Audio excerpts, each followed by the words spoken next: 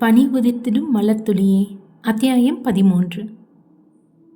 தாரா சொன்னதை கேட்ட நந்தன் அதுவரை சிரித்து கொண்டிருந்தவன் முகம் இருக அதை பார்த்த தாரா, சாரிங்க, நான் நான் பயத்தில் உளர அதை பார்த்த நந்தன் சத்தமாய் சிரித்தான். அவன் சிரிப்பதை பார்த்த தாரா புரியாமல் பார்க்க வயிற்றை பிடித்து கொண்டு சிரித்த நந்தன், என்னாச்சுங்க, பயந்துட்டீங்களா? உங்கள் முகத்தை பார்த்தாலே தெரியுது, நீங்கள் ரொம்ப பயந்துட்டீங்கல்ல என சிரிக்க, அப்பொழுதுதான் அவன் கோபப்படவில்லை, கோபப்படுவது போல் நடித்திருக்கிறான் என அவளுக்கு புரிந்தது. சும்மா தான் அப்படி பண்ணீங்களா? ஒரு நிமிஷம் ரொம்ப பயந்துட்டேங்க என தாரா இன்னும் பதட்டம் குறையாமல் சொல்ல, என்னங்க நீங்கள், எதுக்கு நீங்கள் இப்படி தேவையில்லாமல் எல்லாத்துக்கும் பயப்படுறீங்க? இதை முதல்ல மாற்றணும்.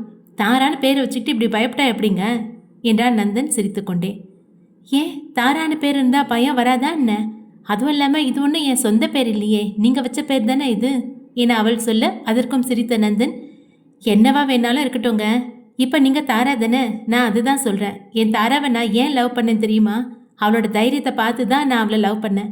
யாருக்கும் எதுக்கும் பயப்பட மாட்டா, எப்பவும் ஒரு கெத்தாவே தான் இருப்பா என நந்தன் சொல்ல, இப்பொழுதும் அவள் மீதான காதல் அவன் கண்ணில் தெரிய இவளுக்கு மனதின் ஓரத்தில் வலித்தாலும் அவனை நினைத்து பெருமையாக இருந்தது. சரிங்க, மாமா சாப்பிட அழைச்சிட்டு வர சொன்னாரு, எல்லாரும் வந்து வெயிட் பண்ணுவாங்க, வாங்க கீழே போகலாம் என தாரா சொல்ல, தூங்கிக் கொண்டிருந்த மகிராவும் எழுந்தாள். அவளுக்கு முகம் கழுவி விட்டு மூவரும் கீழே இறங்கி வர அவர்களுக்காக அனைவரும் காத்து கொண்டிருந்தனர். சாரிப்பா, லேட்டாக வந்துட்டேனா என்று நந்தன் அமர, இல்லைப்பா, நாங்களும் இப்போ தான் வந்தோம் என்றார் தேவராஜ். மகிரா நந்தனுக்கு பக்கத்தில் அமர தாரா அனைவருக்கும் பரிமாற ஆரம்பித்தாள். அவளை பார்த்த தேவராஜ், நீயும் உட்காந்து சாப்பிடுமா, அதான் அந்த பொண்ணு இருக்குல்ல, அவள் பரிமாறுவா, நீ உட்காந்து சாப்பிடு என சொல்ல, தாரா அனைவருக்கும் பரிமாறிவிட்டு அவளும் அமர்ந்து சாப்பிட்டாள். யாரும் எதுவும் பேசாமல் சாப்பிட்டு கொண்டிருக்க அனைவரையும் பார்த்த தேவராஜ், உங்கள் எல்லார்கிட்டையும் ஒரு விஷயம் சொல்லணும் என சொல்ல, என்னப்பா சொல்லுங்க என்றான் விஷ்ணு. நம்ம தலைமுறையில் இருக்கிறவங்களுக்கு தான் பரிமட்டம் கட்டிட்டு வராங்கன்னு சொன்னேன்ல, அதுக்கு இப்போ போட்டியா சிதம்பரம் வம்புக்கு நிற்கிறான் என தேவராஜ் சொல்ல, சிதம்பரமா, அது யாருப்பா என விஷ்ணு கேட்க, அவன் எனக்கு தம்பி முறை வேணும். எங்கள் தாத்தாவும் அவங்க தாத்தாவும் அண்ணன் தம்பிங்க. போன தலைமுறையில் எங்கள் அப்பா பரிவட்டம் கட்டினதுனால இந்த தலைமுறையில் அவன் பரிவட்டம் கட்டணும்னு நினைக்கிறான் என்றார் தேவராஜ். என்னப்பா சொல்கிறீங்க? அவர் ஏன் போட்டிக்கு நிற்கிறாரு? நம்ம தலைமுறைக்கு தானே பரிவட்டம் என புரியாமல் கேட்டான் நந்தன். எல்லாம் கௌரவம் தான், அவனோட கெத்தை காட்டிக்க இப்போ வம்புக்கு வந்து நிற்கிறான். எங்கள் அப்பா காலத்திலேயே இது பிரச்சனையாகி தான் குடும்பம் பிரிஞ்சது. இப்போ ஊரில் 4 பேர் அவன்கிட்ட பேசி அவனை உசுப்பேத்தி விட்டுருக்காங்க. இன்னைக்கு தான் தலைவர் இதை சொன்னார் என்ன தேவராஜ் சொல்ல, இப்போ என்னங்க பண்ணுறது? சாமி கும்பிட வந்துட்டு இப்படி ஒரு பிரச்சனை அப்படின்னா என்ன பண்ணுறது என கவலையுடன் கேட்டார் ராஜி. அத்தை, நீங்கள் ஏன் கவலைப்படுறீங்க? நம்ம பக்கம் நியாயம் இருக்குது, ஊர்க்காரங்க நமக்கு தான் சப்போர்ட் பண்ணுவாங்க, அதனால் நீங்கள் கவலையை விடுங்க என அர்ச்சனா சொல்ல, இன்னைக்கு தான் நீ சரியாக பேசியிருக்க அர்ச்சனா, ரொம்ப சரியாக சொன்ன என்றான் விஷ்ணு. ஆமாம்மா, அண்ணி சொல்கிற மாதிரி நீங்கள் கவலைப்படாமல் இருங்க, நாம் என்னன்னு பார்த்துக்கலாம் என தைரியம் சொன்னான் நந்தன். நான் இப்போ ஏன் இதை சொன்னேன்னா, எல்லாரும் கொஞ்சம் கவனமாக இருங்க, அந்த சிதம்பரம் என்ன வேணாலும் பண்ணுவான், அதனால எல்லாரும் ஜாக்கிரதையாக இருங்கன்னு சொல்லதான் இதை சொன்னேன் என தேவராஜ் சொல்ல, அனைவரும் சரியென தலையசைத்தனர். அதுவரை அமைதியாக இருந்த ஷாலினி, அங்கிள், இதெல்லாம் பார்க்குறப்ப சினிமாவில் வர மாதிரியே இருக்கு என சிரிக்க, நிஜத்தில் நடக்கிறது தானம்மா சினிமாவில் எடுக்கிறாங்க என்றார் தேவராஜ். அதுவும் சரிதான் அங்கிள், ஃபைட்டிங் சேசிங் எல்லாம் இருக்கும்ல என ஷாலினி எதிர்பார்ப்புடன் கேட்க, ஏய் விட்டா, நீயே அந்த சிதம்பரங்கிட்ட போய் இதெல்லாம் பண்ண சொல்லுவ போல இருக்கே என நந்தன் சிரித்து கொண்டே சொன்னான். ஆனால் நீங்கள் என்ன ரொம்ப கிண்டல் பண்ணுறீங்க, இதெல்லாம் சினிமாவில் தான் பார்த்துருக்கேன், நேரில் பார்த்தா எப்படி இருக்கும்னு நினச்சி கேட்டேன், அவ்வளோதான், மற்றபடி அங்கிளுக்கு தான் அந்த பரிவட்டம் கிடைக்கணும் என ஷாலினி சொல்ல அனைவரும் சிரித்தனர். என்னவோங்க, எந்த பிரச்சனையும் இல்லாமல் மனசுக்கு நிறைவாக சாமி கும்பிட்டு எல்லாரும் நல்லபடியாக ஊருக்கு திரும்ப போகணும் என ராஜி சொல்ல, எந்த பிரச்சனையும் இல்லாமல் நல்லபடியாக அப்பாவுக்கு பரிவட்டம் கட்டி சாமி கும்பிட்டு நம்ம ஊருக்கு போவோம், நீங்கள் கவலைப்படாமல் இருங்க என நந்தன் சொல்ல, சரியென தலையசைத்த ராஜி சாப்பிட எல்லாரும் சாப்பிட ஆரம்பித்தனர். தாராவை பார்த்த வர்ஷா, எல்லாரும் ஊருக்கு போவோம், ஆனால் நீ மட்டும் வரமாட்ட என நினைத்தவள் தாராவை பார்த்து சிரித்தாள். அனைவரும் காலை சாப்பாடு சாப்பிட்டு முடித்து ஹாலில் அமர்ந்து பேசிக் கொண்டிருக்க ஊர் தலைவரும் ஊர்க்காரர்கள் சிலரும் அவருடன் வந்தனர். அவர்களை பார்த்த தேவராஜ் எழுந்து நின்று வரவேற்றவர், வாங்க உட்காருங்க என சொல்ல அனைவரும் சென்று அமர்ந்தனர். எல்லாரும் என்ன குடிக்கிறீங்க, காஃபி, டீ என ராஜி கேட்க, பரவாயில்ல, அதெல்லாம் எதுவும் வேணாமா, இருக்கட்டும் என்றார் பழனிவேல். அதெல்லாம் இல்லை, எல்லாரும் ஒன்றா வந்திருக்கீங்க, ஏதாவது குடிச்சிட்டு தான் போகணும் என்று ராஜி திரும்பி தாராவை பார்க்க அவள் தலையசைத்து விட்டு உள்ளே சென்றாள். பொதுவான விஷயங்களை பேசிக் கொண்டிருக்க அனைவருக்கும் டீ போட்டு எடுத்து கொண்டு வந்தாள் தாரா. அனைவரும் டீ குடித்து முடிக்க தேவராஜை பார்த்த பழனிவேல், அப்புறம் ஐயா, நான் ஒரு முக்கியமான விஷயத்த சொல்லிட்டு போலான்னு தான் வந்தேன் என்ன சொல்ல. என்ன விஷயம் சொல்லுங்க. எல்லாரும் வந்திருக்கீங்கன்னா கண்டிப்பா பெரிய விஷயமா தான் இருக்கும். என்னன்னு சொல்லுங்க என சிரித்து கொண்டே சொன்னார் தேவராஜ். ஆமாங்க ஐயா, உங்க தம்பி சிதம்பரம் பஞ்சாயத்தை கூட்டியிருக்காரு என்றார் பழனிவேல். அவர் சொன்னதை கேட்டு புருவம் சுருக்கிய தேவராஜ், என்னது பஞ்சாயத்தா? எதுக்குன்னு எதுவும் சொன்னானா என கேட்க, எல்லாம் தெரிஞ்ச விஷயம்தான் ஐயா, அவருக்கு தான் பரிவட்டம் கட்டணும்னு சொல்லி பஞ்சாயத்தை கூட்டியிருக்காரு. என்னங்க இது? எங்க அப்பாவுக்கு பரிவட்டம் கட்டணும்னு சொல்லி தானே எங்களை வர சொன்னீங்க. இங்க வந்ததுக்கு அப்புறம் இப்படி சொல்லிட்டு இருக்கீங்க என விஷ்ணு சற்று கோபமாய் கேட்க, விஷ்ணு இரு, வார்த்தையை விடாத, நான் பேசிக்கிறேன், அமைதியா இரு என தேவராஜ் சொல்லவும் விஷ்ணு அமைதியானான். பழனியை பார்த்த தேவராஜ், பஞ்சாயத்து எப்போ என கேட்க, இன்னைக்கு தாங்கய்யா என்றார் அவர். நீங்கள் ஒன்றும் கவலைப்படாதீங்கய்யா, ஊரில் முக்கால்வாசி பேர் உங்களுக்கு தான் பரிவட்டம் கட்டணும்னு சொல்கிறாங்க. ஒரு 10 பேர் தான் அவங்க தம்பி பக்கம் சேர்ந்துட்டு பிரச்சனை பண்ணிட்டு இருக்காங்க. அதனால் உங்களுக்கு தான் ஐயா முதல் மரியாதை என வந்திருந்தவர்களில் ஒருவர் சொல்ல தேவராஜ் சிரித்தார். எனக்கு இதிலெல்லாம் எந்த ஆசையும் இல்லை, எந்த கவலையும் இல்லை. யாருக்கு பரிவட்டம் கட்டணும்னு அந்த ஆத்தா நினைக்கிறாளோ அவங்களுக்கு பரிவட்டம் கட்டி திருவிழா நல்லபடியாக நடக்கட்டும் என தேவராஜ் சொல்ல வந்தவர்கள் அவர்களுக்குள் பேசிக்கொண்டனர். சரிங்கய்யா, அப்போ எல்லாரும் பஞ்சாயத்துக்கு கண்டிப்பாக வந்துருங்க என பழனிவேல் சொல்ல தேவராஜ் சரியென தலையசைத்தார். ஊர் தலைவரும் ஊர்க்காரர்களும் விடை பெற்று செல்ல தேவராஜ் எதுவும் பேசாமல் யோசனையுடன் இருந்தார். எல்லோரும் அவரையே பார்த்து கொண்டிருக்க நிமிர்ந்து பார்த்த தேவராஜ், எல்லாரும் போய் ரெடியா அவங்க பஞ்சாயத்துக்கு போயிட்டு வந்துடலாம் என சொல்ல அதற்கு மேல் யாரும் எதுவும் கேட்காமல் அங்கிருந்து செல்ல தேவராஜ் மட்டும் அங்கேயே உட்கார்ந்திருந்தார். பாதி தூரம் சென்ற தாரா திரும்பி தேவராஜை பார்த்தவள் மறுபடியும் அவரிடம் வந்தாள். அவள் வந்ததை கூட கவனிக்காமல் தேவராஜ் யோசனையில் இருக்க, மாமா என்றாள் தாரா மெதுவாக. நிமிர்ந்து பார்த்த தேவராஜ் எதிரே தாரா நின்றிருப்பதை பார்த்தவன், என்னம்மா சொல்லு என சிரித்துக்கொண்டே சொல்ல, பஞ்சாயத்தை பற்றி தான் யோசிச்சுட்டு இருக்கீங்களா மாமா என கேட்டாள் தாரா. ஆமாம்மா, அவன் இப்படி பஞ்சாயத்தை கூட்டுவான்னு நான் நினைக்கலம்மா என தேவராஜ் கவலையுடன் சொல்ல, உங்கள் கஷ்டம் எனக்கு புரியுது மாமா, நான் ஒன்று சொன்னால் தப்பாக நினச்சிக்க மாட்டீங்களே என தயக்கத்துடன் கேட்டாள் தாரா. என்னம்மா நீ, என் பசங்களுக்கு என்கிட்ட என்ன உரிமை இருக்கோ அதே உரிமை உனக்கும் இருக்கு, என்னன்னு சொல்லுமா என்றார் தேவராஜ். கௌரவம், அந்தஸ்து, பிடிவாதம் இதில் தான் மாமா குடும்ப உறவுங்க எல்லாம் பிரிஞ்சு போகுது.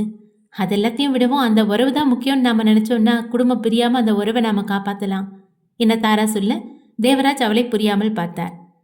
நீ என்னம்மா சொல்கிற, எனக்கு புரியல. சொல்கிறேன் மாமா என்றவள் என்ன செய்வது என சொல்ல அதை கேட்ட தேவராஜின் முகம் மலர்ந்தது. நீ சொல்கிற மாதிரி செஞ்சால் பிரிஞ்ச குடும்பம் கண்டிப்பாக ஒன்று சேரும்னு எனக்கு நம்பிக்கை இருக்குமா. நீ சொல்கிற மாதிரி நான் செய்கிறேன், அதுக்கு மேலே அந்த கடவுள் விட்ட வழி என தேவராஜ் சொல்ல, கண்டிப்பாக நல்லது நடக்கும் மாமா, நீங்கள் நம்பிக்கையாக இருங்க என தாரா சிரிக்க தேவராஜும் சிரித்தார். மேலே அறைக்கு தாரா வர அறையில் குறுக்கும் நெடுக்கும் நடந்து கொண்டிருந்தான் நந்தன். உள்ளே வந்தவள் அவனை பார்க்க அவனோ அவள் வந்ததை கூட உணராமல் ஏதோ யோசனையில் இருந்தான். மகிரா பெட்டில் உட்கார்ந்திருக்க அவளின் அருகில் சென்ற தாரா, டேடி என்ன யோசிச்சுட்டு இருக்காங்க மகிரா என கேட்க, தெரியலம்மா, நானும் அப்பாவை தான் ரொம்ப நேரமாக பார்த்துட்ருக்கேன், இப்படியே தான் நடந்துட்டுருக்காரு என மகிரா மழலை குரலில் சோகமாய் சொல்ல அதை கேட்ட தாரா சத்தமாய் சிரித்தாள். அந்த சத்தத்தில் யோசனையிலிருந்து வெளிவந்த நந்தன் திரும்பி தாராவை பார்க்க வருண்ட விழியை விரித்து பார்த்தாள் தாரா. என்ன அப்படி பார்க்குறீங்க என நந்தன் கேட்க தாரா எதுவும் சொல்லாமல் திரும்பி மகிராவை பார்த்தாள். நந்தன் மகிராவை பார்க்க அவளோ எதுவும் சொல்லாமல் தாராவை பார்த்தாள். இருவரும் சிரிப்பை அடக்கி கொண்டிருப்பதை பார்த்த நந்தன், 2 பேரும் என்ன பேசிட்டு இருந்தீங்க, உங்கள் 2 பேர் மொழியுமே சரியில்லையே, என்னன்னு சொல்லுங்க என சொல்ல மறுபடியும் இருவரும் ஒருவரை ஒருவர் பார்த்து சிரித்து கொண்டனர். என்கிட்ட எதுவும் மறைக்க முடியாது, நான் போலீஸ் தெரியும்ல என நந்தன் சொல்ல இருவரும் சத்தமாய் சிரித்தனர்.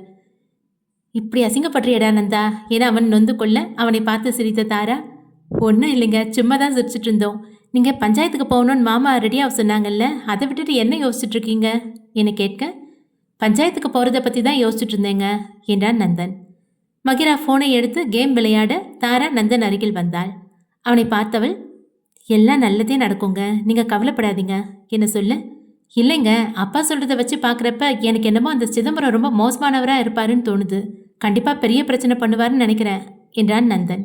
அவனை பார்த்த தாரா, நான் ஒன்று சொல்லவா, தப்பாக நினைக்க மாட்டீங்களே என கேட்க, என்னங்க எப்படிலாம் கேட்குறீங்க, என்னன்னு சொல்லுங்க, ஒன்று என்ன 100 கூட சொல்லுங்க என நந்தன் சொல்ல அதை கேட்ட தாரா சிரித்தாள். 100 எல்லாம் இல்லைங்க, 1 தான் சொல்லணும். சிதம்பரம்னு சொன்னீங்கல்ல, அது யாரு என தாரா கேட்க, என்னங்க நீங்கள் ஏதோ சொல்லணும்னு சொல்லிட்டு இப்போ கேள்வி கேட்குறீங்க என சிரித்தான் நந்தன். சொல்கிறேன், அதுக்கு முன்னாடி நான் கேட்டதுக்கு பதில் சொல்லுங்க. ஏங்க, அதான் அப்பா வெளியே வச்சு எல்லாருக்கிட்டையும் சொன்னாங்களே அவருக்கு தம்பி முறைன்னு, அது மாமாக்கு. உங்களுக்கு என்ன முறை வேணும்? அப்பாக்கு தம்பி முறைன்னா எனக்கு சித்தப்பா முறை வேணும். இது கூட உங்களுக்கு தெரியாதா என்ன? எனக்கு நல்லா தெரியுதுங்க. உங்களுக்கு அது தெரியணும்னு தான் கேட்டேன். பெரியவங்களுக்குள்ள 1000 சண்டை இருக்குங்க. அதில் நாமெல்லாம் உள்ளே போகக்கூடாது. அவங்க இன்னைக்கு அடிச்சுப்பாங்க, நாளைக்கு சேர்ந்துப்பாங்க. நாம் அவங்க செய்கிறதுக்கு தான் உதவி செய்யணுமே தவிர ஒருத்தருக்கொருத்தர் சண்டை போட நாம் சப்போர்ட் பண்ணக்கூடாது என்றாள் தாரா. அவள் சொன்னதை எல்லாம் கேட்ட நந்தன் அவளை புரியாமல் பார்த்தவன், நீங்கள் என்ன சொல்ல வரீங்க? எனக்கு புரியலையே. நான் அப்பா பக்கம் பேசுறது தப்புன்னு சொல்கிறீங்களா? அது இல்லைங்க, ஒரு உறவுக்கான மரியாதையை நாம் தரணும்னு சொல்கிறேன். மாமா அவங்க தம்பியோட உறவு வேணும்னு கூட அவங்க மனசில் நினைக்கலாம்ல என்றாள் தாரா. அவர் தான் அப்பா கிட்ட பிரச்சனை பண்ணுறாரே. அவங்க குடும்பத்துக்கு தான் பரிவட்டம் கட்டணும்னு பிடிவாதம் பிடிக்கிறதுனால தானே இந்த சண்டையே வந்துச்சு. எல்லா குடும்பமும் ஒன்று தாங்க. அதை பிரித்து பார்த்தா தான் சண்டை வரும். சரி, நீங்கள் சொல்லுங்கள், மாமா இந்த பதவி மரியாதைக்கெல்லாம் ஆசைப்படுறவரா என தாரா கேட்க நந்தனால் எதுவும் பதில் சொல்ல முடியவில்லை. பஞ்சாயத்தில் என்ன நடந்தாலும் நீங்கள் கொஞ்சம் பொறுமையாக அமைதியாக இருக்கணும். நம்ம மாமா என்ன முடிவு எடுத்தாலும் நீங்கள் அதுக்கு துணையாக இருக்கணும் என்ன தாரா சொல்ல, நீங்கள் என்ன சொல்கிறீங்கன்னு எனக்கு புரியல. ஆனால் நான் அப்பாவுக்கு கட்டுப்பட்டு அவருக்கு துணையாக இருப்பேங்க என நந்தன் சொல்ல தாரா சிரித்தாள். ஊர் மக்கள் அனைவரும் ஒன்று கூடியிருக்க நந்தன் குடும்பம் அப்பொழுதுதான் பஞ்சாயத்துக்கு வந்தது. ஊர் தலைவர் அவரை வரவேற்க, மன்னிச்சிருங்க, எல்லாரையும் காக்க வச்சிட்டோமா என தேவராஜ் கேட்க, அதெல்லாம் இல்லைங்கய்யா, இன்னும் உங்கள் தம்பி வரல, நீங்கள் உட்காருங்க என்றார் பழனிவேல். இல்லை பரவாயில்லைங்க, பஞ்சாயத்துக்கு குற்றம் சாட்டப்பட்டு வந்துட்டு இப்படி சேரில் உட்காரதெல்லாம் அவ்வளோ மரியாதையாக இருக்காது என தேவராஜ் சொல்ல, என்னங்க எப்படி சொல்லிட்டீங்க? நீங்கள் வேணான்னு சொன்னாலும் உங்களுக்கு கொடுக்க வேண்டிய மரியாதையை கொடுக்கறது எங்கள் கடமைங்க. 2 பேருக்குமே சேர் போட்டிருக்கையா, அதனால் நீங்கள் தாராளமாக உட்காரலாம் என இன்னொருவர் சொல்ல, அதற்கு மேல் மறுத்தால் நன்றாக இருக்காது என நினைத்த தேவராஜ் எதுவும் பேசாமல் சேரில் அமர அவரை சுற்றிலும் குடும்பத்தினர் நின்றனர். நேரம் கடக்க அனைவரும் பொறுமை இழந்த சமயத்தில் பஞ்சாயத்துக்கு வந்தார் சிதம்பரம். வந்ததும் சேரில் அமர்ந்தவர் கால் மேல் கால் போட்டு அமர்ந்து தேவராஜை பார்த்து தன் மீசையை முறுக்கினார். ஊர் தலைவரை பார்த்த சிதம்பரம், அதான் எல்லாம் வந்தாச்சுல, பஞ்சாயத்து ஆரம்பிக்க வேண்டியது தானே என கேட்க, முதல்ல லேட்டாக வந்ததுக்கு எல்லார்கிட்டையும் மன்னிப்பு கேளுங்க என்றான் நந்தன். அவன் சொன்னதை கேட்டு முகம் இறுகிய சிதம்பரம், சின்ன பையனை பேச விட்டு வேடிக்கை பார்க்குறீங்களா? இதான் நீங்கள் உங்கள் பசங்களுக்கு சொல்லி கொடுத்த மரியாதையோ என்று தேவராஜை பார்த்து கேட்க, எங்கள் அப்பா எங்களுக்கு மரியாதை சொல்லி கொடுத்து தான் வளர்த்துருக்காரு, உங்களுக்கு தான் அது தெரியல. பஞ்சாயத்துக்கு லேட்டாக வந்தது நீங்கள், அதுக்கு எல்லார்கிட்டையும் மன்னிப்பு கூட கேட்காம இப்படி பேசிட்டு இருக்கீங்க. இதுதான் உங்களுக்கு தெரிஞ்ச மரியாதையா என்றான் விஷ்ணு கோபமாய். அவன் சொன்னதை கேட்ட சிதம்பரத்தின் மூத்த மகன் கவியரசுவிற்கு கோபம் வர, டேய் என்ன, எங்க வந்து யார்கிட்ட என்ன பேசிட்டு இருக்க? இன்னொரு வார்த்தை எங்கள் அப்பாவை எதிர்த்து யாராவது பேசுனீங்க, பேசுகிற நாக்கு இழுத்து வச்சு அறுத்துருவேன் என கோபமாய் சொல்ல, அப்படி சொல்லுண்ணா, நம்ம ஊருக்கு வந்துட்டு நம்ம அப்பாவையே எதிர்த்து பேசுகிறானுங்க, இவனுங்களுக்கு என்ன மரியாதை வேண்டி கிடக்கு என்றான் இளைய மகன் செழியன். இருங்கப்பா, இங்கே பெரியவங்க நாங்கள் எல்லாரும் இருக்கோம், எதுக்கு பஞ்சாயத்தை கூட்டியிருக்கோமோ அதை பற்றி பேசி ஒரு முடிவு பண்ணுவோம், அதை விட்டுட்டு தேவையில்லாமல் எந்த சண்டையும் வேணாமே என தலைவர் சொல்ல, அதை அவங்கக்கிட்ட சொல்லுங்க, அவங்க பேசாமல் இருந்தால் நாங்களும் பேசாமல் இருப்போம் என்றான் 3வது மகன் எழில். ஊர் தலைவரை பார்த்த தேவராஜ், மன்னிச்சுக்கோங்க, இனி என் பசங்க எதுவும் பேச மாட்டாங்க, நீங்கள் ஆரம்பிங்க என சொல்ல ஊர் தலைவர் திரும்பி சிதம்பரத்தை பார்க்க அவர், ஆரம்பிங்க என சொல்ல பஞ்சாயத்து ஆரம்பமானது. அனைவரும் அமைதியாக இருக்க சிதம்பரத்தை பார்த்த ஊர் தலைவர், ஐயா உங்களுக்கே தெரியும், எப்பவும் பரிவட்டம் மூத்த வம்சத்து வாரிசுக்கு தான் கட்டுவோம். போன தலைமுறைக்கு ஐயாவோட அப்பா, அதுக்கு முன்னாடி அவங்க அப்பா, அந்த வழியில் இப்போ தேவராஜ் ஐயாவுக்கு பரிவட்டம் கட்ட ஊர் மக்கள் முடிவு பண்ணியிருக்காங்க. இப்போ நீங்கள் வந்து உங்களுக்கு பரிவட்டம் கட்டணும்னு சொல்கிறதுல என்ன ஐயா நியாயம் இருக்குது என சொல்ல, இதில் அப்படி என்ன நியாயம் இல்லாததை நீ கண்டுட்ட சொல்லு. எப்போவும் அவங்க குடும்பம் தான் பரிவட்டம் கட்டுது, நாங்களும் அதே வம்சம் தானே, மூத்தவங்களா பிறந்துட்டாங்கன்னு ஒரே காரணத்துக்காக அவங்களுக்கே ஒவ்வொரு தடவையும் பரிவட்டம் கட்டினா எப்படி சொல்லு? அதுவும் இல்லாமல் அவர் வெளியூர், இப்படி விஷயம்னு நீங்கள் எல்லாம் போய் கூப்பிட்டதுனால குடும்பமாக இங்கே வந்திருக்காங்க. ஆனால் நாங்கள் இந்த ஊர்லேயே இருக்கோம், இனியும் இங்கே தான் காலங்காலமாக இருக்க போகிறோம். இங்கேயே இருக்க எங்களுக்கு பரிவட்டம் கட்டாமல் ஊரை விட்டு போனவங்களை கூப்பிட்டு பரிவட்டம் கட்டினா இதில் என்ன நியாயம் இருக்குது சொல்லு என்றார் சிதம்பரம். நீங்கள் சொல்கிறதெல்லாம் சரிங்க, ஆனால் முறைன்னு ஒன்று இருக்குல்ல, அவங்க வம்சத்துக்கு தான் பரிவட்டம் கட்டணும்னு காலங்காலமாக முடிவு பண்ணி அதுபடி நடந்துட்டுருக்கு.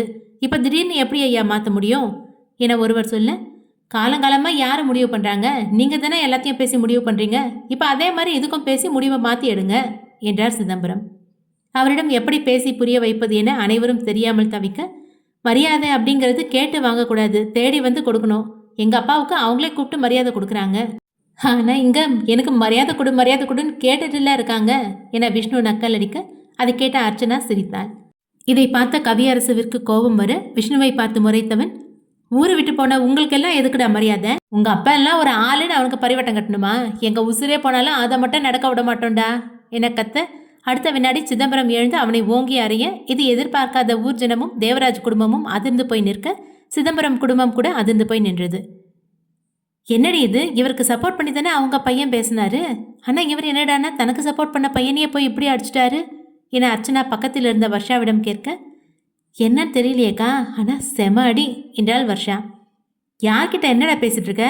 அவன் உன் அண்ணன்டா, நீ மரியாதை இல்லாம பேசுறது என் அண்ணாவிடா. இன்னொரு தடவை என் அண்ணாவை மரியாதை இல்லாம பேசுற நாக்க இழுத்து வச்சு அறுத்துருவேன் பாத்துக்க என சிதம்பரம் கோபத்தில் கத்த, அதை பார்த்த தேவராஜுக்கு உடம்பு சிலிர்த்து போனது. இதை சற்றும் எதிர்பார்க்காதவர் தாராவை பார்க்க, அவள் அவரை பார்த்து சிரித்தாள். என்ன ஷாலினி இது, அவரே பஞ்சாயத்தை கூட்டிட்டு இப்ப அவரே அண்ணா ஆதிதுன்னு சப்போர்ட் பண்ணிட்டு இருக்காரு, ஒன்றும் புரியலையே என தினேஷ் கேட்க, எனக்கும் ஒன்றும் புரியலைங்க, இருங்க என்ன நடக்குதுன்னு பார்க்கலாம் என்றாள் ஷாலினி. அப்பா என்னப்பா நீங்க அண்ணாவை எதுக்கு அடிச்சிங்க என செழியன் கேட்க, டேய் அமைதியா இருடா, அப்பாவை எதிர்த்து பேசாத என்றான் கவியரசு. ஊர் தலைவரை பார்த்த சிதம்பரம், இப்ப கடைசியா என்னதான் சொல்றீங்க என கோபமாய் கேட்க, அவர் என்ன சொல்லுவது என தெரியாமல் தேவராஜை பார்த்தார். பெருமூச்சு விட்ட தேவராஜ் எழுந்து நிற்க, சிதம்பரமும் எழுந்து நின்றார். அதை பார்த்த தேவராஜ் சிரித்தவர், நான் ஒரு முடிவு பண்ணியிருக்கேன், அதுக்கு எல்லாரும் ஒத்துழைப்பு தரணும் என தேவராஜ் சொல்ல, அவர் என்ன சொல்ல போகிறார் என அனைவரும் அவரையே பார்த்தனர். இந்த தடவை பரிவட்டத்தை என் தம்பிக்கே கட்டுங்க என தேவராஜ் சொல்ல, அதை கேட்ட அங்கிருந்த அனைவரும் அதிர்ந்து போய் அவரை பார்த்தனர்.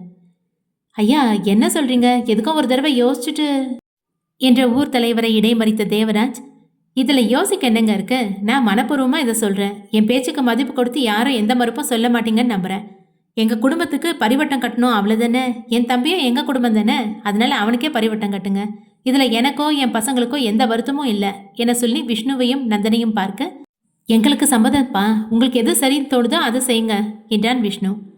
ஆமாப்பா, எங்களுக்கும் இதுல எந்த வருத்தமும் இல்லை, உங்க விருப்பம் தான் எங்களுக்கு முக்கியம் என நந்தன் சொல்ல, தேவராஜ் ராஜியை பார்த்தார். நீங்க சரியா தான் சொல்லியிருக்கீங்க என ராஜி சொல்ல, தேவராஜ் சிரித்தார்.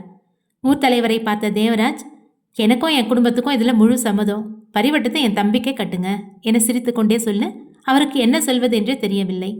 இதை எதிர்பார்க்காத சிதம்பரமும் அவரது குடும்பமும் அதிர்ந்து போய் நிற்க, பஞ்சாயத்துக்காரர்கள் தங்களுக்குள் பேசிக்கொள்ள, ஊர் மக்களும் தங்களுக்குள் பேசிக்கொண்டனர். தேவராஜை பார்த்த பழனிவேல், நாங்கள் யாருமே இதை கொஞ்சம் கூட எதிர்பார்க்கல ஐயா, 2 பேரில் யாருக்கு பரிவட்டம் கட்டுறது, திருவிழா நல்லபடியாக நடக்கணுமே நாங்கள் எல்லாரும் பயந்துட்டே இருந்தோம், ஆனால் அந்த பயத்தெல்லாம் இப்போ நீங்கள் போக்கிட்டீங்க ஐயா, எங்கள் எல்லாருக்கும் ரொம்ப சந்தோஷமாக இருக்குது என சொல்ல, அதை கேட்ட தேவராஜ் சிரித்தார். எல்லோரையும் பார்த்த பழனிவேல், இந்த தடவை பரிவட்டம் நம்ம சிதம்பரம் ஐயாவுக்கு கட்டுறதா இந்த பஞ்சாயத்து ஒரு மனதாக முடிவு பண்ணியிருக்கு, எல்லாருக்கும் இதில் சம்மதம் தானே என கேட்க, அனைவரும் சம்மதம் தெரிவித்தனர். அதுவரை அமைதியாக இருந்த சிதம்பரம், எனக்கு இதில் சம்மதம் இல்லை என சொல்ல, அதை கேட்ட அனைவரும் அதிர்ந்து போய் அவரை பார்த்தனர். என்னையா சொல்றீங்க என பழனிவேல் கேட்க, எனக்கு பரிவட்டம் கட்டுறதுல விருப்பம் இல்லை என்றார் சிதம்பரம் மறுபடியும்.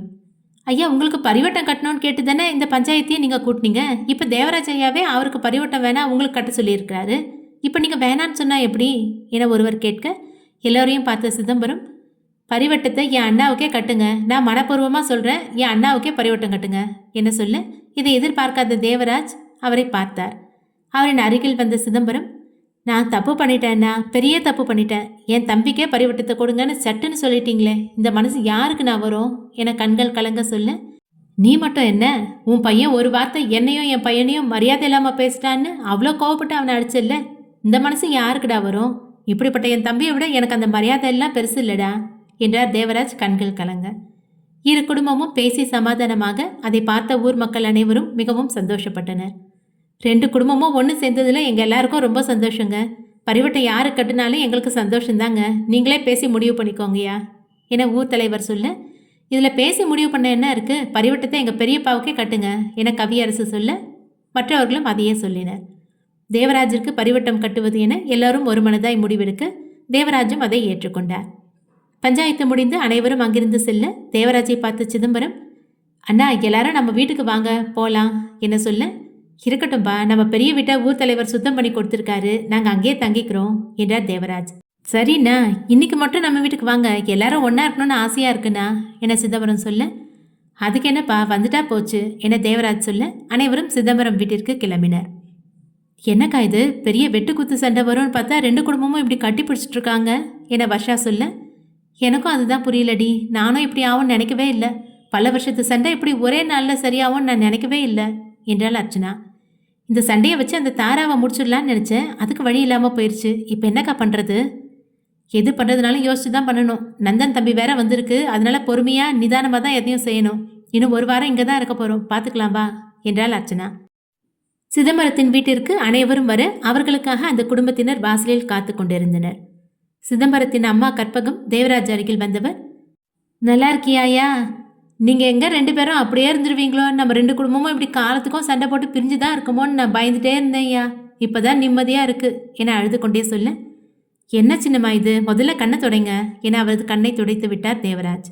ஆத்தா, வந்தவங்களை இப்படியா வாசலில் நிற்க வச்சு பேசிட்டு இருப்ப? எல்லாரும் உள்ளே போய் பேசிக்கலாம் என சொல்ல, இருடா, எல்லாரும் முதல்ல இப்போதான் நம்ம வீட்டுக்கு வந்திருக்காங்க, ஆரத்தி எடுக்க வேணாமா என கற்பகம் சொல்ல, சிதம்பரத்தின் மனைவி சாந்தி சென்று ஆரத்தி கரைத்து எடுத்து வந்தார். நீயே ஆரத்தி எடு சாந்தி என கற்பகம் சொல்ல, தேவராஜ் குடும்பத்தை ஒன்றாக நிற்க வைத்து ஆரத்தி எடுத்தார் சாந்தி. சாந்தி ஆரத்தியை வெளியே கொட்ட போக, இப்போ எல்லாரும் உள்ளே வாங்க என கற்பகம் சொல்ல, அனைவரும் உள்ளே வந்து உட்கார்ந்தனர். தேவராஜ் அவரது குடும்பத்தில் உள்ளவர்களை அறிமுகப்படுத்தி வைக்க, சிதம்பரம் அவரது குடும்பத்தில் உள்ளவர்களை அறிமுகப்படுத்தி வைத்தார். இது என் பொஞ்சாதி சாந்தி, இது மூத்த மருமக கலைவாணி, இது 2வது மருமக திலகா என சிதம்பரம் சொல்ல, அவர்கள் சிரித்து கொண்டே வணக்கம் சொல்லினர். மூத்தவனுக்கு 2 பசங்க, 2வதுவனுக்கு 1 பொண்ணு 1 பையன், எல்லாரும் ஸ்கூல் போகிறாங்க. இன்னும் 3வது மகனுக்கு மட்டும் கல்யாணம் ஆகல, வரம் பார்த்துட்ருக்கோம் என சிதம்பரம் சொல்ல, தேவராஜ் நிமிர்ந்து ஏழை பார்த்து சிரிக்க அவனும் சிரித்தான். சுஜாவை பார்த்த கற்பகம், உன் வீட்டுக்காரர் வரலையாமா என கேட்க, இல்லை பாட்டி, அவர் வெளிநாட்டில் இருக்காரு, ஊருக்கு வரேன்னு தான் சொல்லிட்டு இருக்காரு, வந்துடுவார் என்றாள் சுஜா. எல்லாரும் வந்ததில் ரொம்ப சந்தோஷம். புயல் போல் வந்த பிரச்சனை பனி போல் விலகின மாதிரி இருக்குப்பா என கற்பகம் சொல்ல, ஆமாம் சின்னம்மா, இது எல்லாத்துக்கும் என் மருமக தாரா தான் காரணம் என தேவராஜ் சொல்ல, அனைவரும் அவரை புரியாமல் பார்த்தனர். அவர் சொன்னதை கேட்ட நந்தன் பக்கத்தில் இருந்த தாராவை பார்க்க, அவளோ தனக்கும் இதற்கும் எந்த சம்பந்தமும் இல்லை என்பது போல் உட்கார்ந்திருந்தாள். தேவராஜ் சொன்னதை கேட்டு அதிர்ந்து போன வர்ஷா அர்ச்சனாவை பார்க்க, அவள் தாராவை பார்த்தாள். என்ன மாமா சொல்கிறீங்க? தாரா என்ன பண்ண மாமா என அர்ச்சனா கேட்க, அவள் தான் எனக்கு பக்குவமாக எல்லாத்தையும் எடுத்து சொன்னாமா. எந்த பிரச்சனையும் வராமல் 2 குடும்பமும் ஒன்று சேரணுன்னா பரிவட்டத்தை தம்பிக்கு கட்ட சொல்லுங்கன்னு சொன்னா. அவள் சொன்னப்போ கூட எனக்கு பெருசாக நம்பிக்கை இல்லை. ஆனால் இப்போ தாரா சொன்ன மாதிரியே எல்லாம் நல்லபடியாக நடந்துருச்சு என்றார் தேவராஜ். அவர் சொன்னதை கேட்ட ராஜி தாராவை பார்த்தவர் மெல்ல சிரிக்க, அதை தாராவால் நம்ப முடியவில்லை. இதை கவனித்த அர்ச்சனாவும் வர்ஷாவும் அதிர்ந்து போய் ஒருவரை ஒருவர் பார்த்து கொண்டனர். என்னக்கா இது, நாம ஒன்று நினச்சா இங்கே வேற ஒன்று நடக்குது. அத்தை இவளை பார்த்து சிரிக்கிறாங்க. இதெல்லாம் கனவா நனவான்னு சந்தேகமாக இருக்கு என வர்ஷா நம்ப முடியாமல் சொல்ல, அவளது கையை மெல்ல கிள்ளினாள் அர்ச்சனா. என்னக்கா இது, என்னது கிள்ளிங்க என வர்ஷா கேட்க, நீ தானே நடக்கிறதெல்லாம் கனவா நிஜமான்னு தெரியலன்னு சொன்ன. ஒரு பேச்சுக்கு சொன்னா அதுக்கு இப்படி தான் பண்ணுவீங்களா, வலிக்குது என சொல்ல, சரி விடுடி, இனி இப்படியெல்லாம் பண்ண மாட்டேன் என்றாள் அர்ச்சனா. தேவராஜ் சொன்னதை கேட்ட கற்பகம் தாராவை பார்த்து சிரித்தவர், இங்க வாமா என சொல்ல அவர் அருகில் சென்று அமர்ந்தாள் தாரா. வயசுல சின்னவளா இருந்தாலும் உன் காலில் விழணும் போல இருக்குமா. நீ பண்ண இந்த விஷயத்தினால தான் பல வருஷமா பிரிஞ்சிருந்த 2 குடும்பமும் ஒன்று சேர்ந்துருக்கு. இனி எந்த பிரச்சனையும் இல்லாமல் திருவிழா நடக்கணும், ஊரே நிம்மதியாகவும் சந்தோஷமாகவும் இருக்கு. இது எல்லாத்துக்கும் காரணம் நீ தான். உனக்கு எப்படி நன்றி சொல்றதுன்னே தெரியலம்மா என்ற கற்பகம் அவளது கையை பிடித்து கொண்டு அழ, அதை பார்த்த தாரா பதறி போனாள். ஐயோ, என்ன பாட்டி இது, நீங்கள் பெரியவங்க என்கிட்ட போய் இப்படியெல்லாம் சொல்லாமா? நான் என்ன வெளியாளா பாட்டி? இது என் குடும்பம் பாட்டி. இது நல்லபடியாக பார்த்துக்கிறது என்னோட கடமை தானே. நான் என் கடமையை தான் செஞ்சேன் பாட்டி. இதுக்கெல்லாம் நன்றி சொல்லிட்டு என்னை சங்கடப்படுத்தாதீங்க என தாரா சொல்ல கற்பகம் சிரித்தார். ராஜியை பார்த்த கற்பகம், உனக்கு ராசாத்தி மாதிரி மருமக கிடைச்சிருக்காமா. இவளை கெட்டியாக பிடிச்சிக்கோ. இவ உன் கூட இருக்க வரைக்கும் உனக்கும் உன் குடும்பத்துக்கும் என்னைக்கும் நல்லது தான் நடக்கும் என சொல்ல ராஜி தலையசைத்து வைத்தார். சரி, இப்படியே பேசிட்டு இருந்தா எப்படி? வந்தவங்களுக்கு சாப்பாடு போட வேணாமா? போய் விருந்துக்கு ரெடி பண்ணுங்க என சிதம்பரம் சொல்ல பெண்கள் அனைவரும் கிச்சனுக்கு சென்றனர். அவர்கள் பேசிக்கொண்டே சமையல் வேலைகளை செய்ய ஆண்களும் அவர்களுக்குள் பேசிக்கொண்டிருந்தனர். 1 மணி நேரத்தில் அனைத்தையும் தயார் செய்து டேபிளில் கொண்டு வந்து வைத்த சாந்தி ஹாலுக்கு வந்தவர், சாப்பாடு ரெடி, எல்லாரும் சாப்பிட வாங்க என சொல்ல அனைவரும் எழுந்து சாப்பிடச் சென்றனர். அனைவரையும் அமர வைத்து சாந்தி, கலைவாணி, திலகா மூவரும் பரிமாற அனைவரும் பேசிக்கொண்டே சாப்பிட்டனர். சாப்பிட்டு முடித்து ஹாலுக்கு வந்து கொஞ்ச நேரம் பேசியவர்கள் நேரமாவதை உணர்ந்து, சரி வந்து ரொம்ப நேரம் ஆச்சு, அப்போ நாங்கள் கிளம்பட்டுமா என தேவராஜ் சொல்ல, ஏன்பா நீங்கள் போய் தான் ஆகணுமா? இங்கே தங்கலாம்ல என்றார் கற்பகம் கவலையுடன். அதனால என்ன சின்னம்மா, மறுபடியும் கண்டிப்பாக வரும் என தேவராஜ் சொல்ல அவர் சரியென தலையசைத்தார். அனைவரும் விடை பெற்று பெரிய வீட்டிற்கு வர களைப்புடன் போய் சோஃபாவில் அமர்ந்தனர். தாரா நேராக கிச்சன் சென்றவள் அனைவருக்கும் மோர் எடுத்து கொண்டு வந்து கொடுத்தாள். என்னம்மா வந்ததான் மோர் எடுத்துட்டு வர, அதுக்குள்ளே ரெடி பண்ணிட்டியா என விஷ்ணு கேட்க, இல்லை மாமா, நான் அங்கேருந்து கிளம்பும் போதே ஜோதிக்கு ஃபோன் பண்ணி ரெடி பண்ணி வைக்க சொல்லியிருந்தேன் என்றாள். சூப்பர், உண்மையிலே நீ பண்ணுறதெல்லாம் சூப்பர் தாம்மா. மழை போல் அந்த பிரச்சனையை சாதாரணமாக தீர்த்து வச்சிட்டியே என்ன விஷ்ணு சொல்ல. ஆமாப்பா, தாரா என்கிட்ட இதை சொன்னப்போ இதெல்லாம் நடக்கும்னு நான் நினைக்கல. நல்லது நினச்சா நல்லது தான் நடக்கும்னு சொல்லுவாங்க. இப்போ அதான் நடந்திருக்கு என்றார் தேவராஜ். நந்தனை பார்த்த விஷ்ணு, நீ என்னடா அமைதியாக இருக்க? உனக்கு இதெல்லாம் முன்னாடியே தெரியுமா? நீயும் சேர்ந்து தான் இந்த பிளானை போட்டியா என்ன? என்கிட்ட கூட ஒரு வார்த்தை சொல்லாமல் இருந்துட்ட என கேட்க, அது எப்படிங்க சொல்லுவாங்க? அவங்களுக்கு கிடைக்கிற நல்ல பேரை நம்மக்கிட்ட எல்லாம் சொல்லி பங்கு போட்டுக்குவாங்களா என்ன என நக்கலாய் சொன்னால் அர்ச்சனா. ஏய், என்னடி நீ இப்படியெல்லாம் பேசிகிட்டு இருக்க? நீ எதுவும் சொல்ல வேணா, அமைதியாக இரு என விஷ்ணு கடிந்து கொள்ள, நான் எதுவும் பேசல சாமி, நீங்கள் இப்படியே ஒன்றும் தெரியாமையே இருங்க என அர்ச்சனா கோபப்பட தாரா கவலையுடன் நந்தனை பார்த்தாள். அர்ச்சனாவை பார்த்த நந்தன், அண்ணி ப்ளீஸ், எதுக்கு இப்போ கோவப்பட்டுட்ருக்கீங்க? என்ன நடந்துச்சுன்னு தெரியாமல் நீங்களே ஒன்று தப்பாக புரிஞ்சுக்கிட்டு அண்ணா கிட்ட எதுக்கு சண்டை போட்டுட்ருக்கீங்க? தாரா ஒன்றும் எதுவும் பிளான் பண்ணி இதை செய்யலை, அதுக்கான அவசியமும் இல்லை. இன்னும் சொல்லப்போனால் தாரா அப்பா கிட்ட இது விஷயமா பேசினதே எனக்கு தெரியாது. அவ ஏதோ இந்த குடும்பம் நல்லா இருக்கணும், திருவிழா நல்லபடியாக முடியணும்னு யோசிச்சு அப்பா கிட்ட இதை பற்றி சொல்லியிருக்கான். இதுக்கு போய் எதுதான் கதை கட்டிகிட்டு இருக்கீங்க என்றார் நந்தன் கோபமாய்.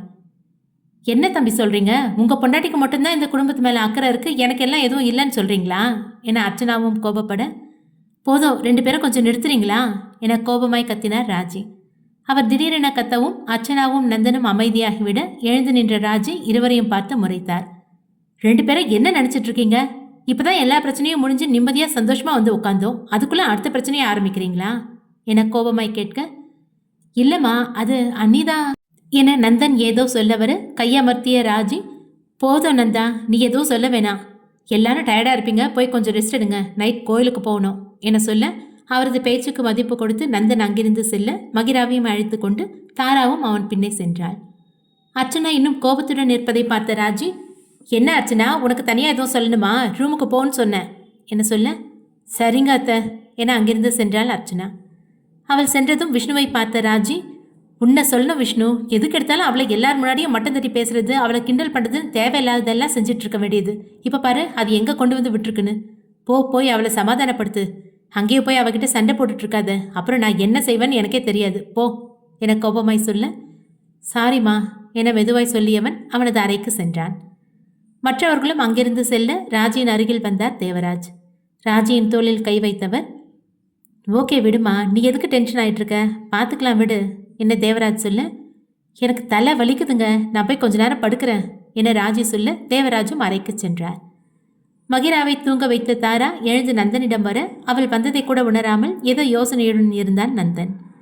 என்னங்க, இன்னும் கீழே நடந்ததை பற்றி யோசிச்சுட்டு இருக்கீங்களா என கேட்க அவளது சத்தம் கேட்டு தன்னிலை வந்தவன் நிமிர்ந்து அவளை பார்த்தான்.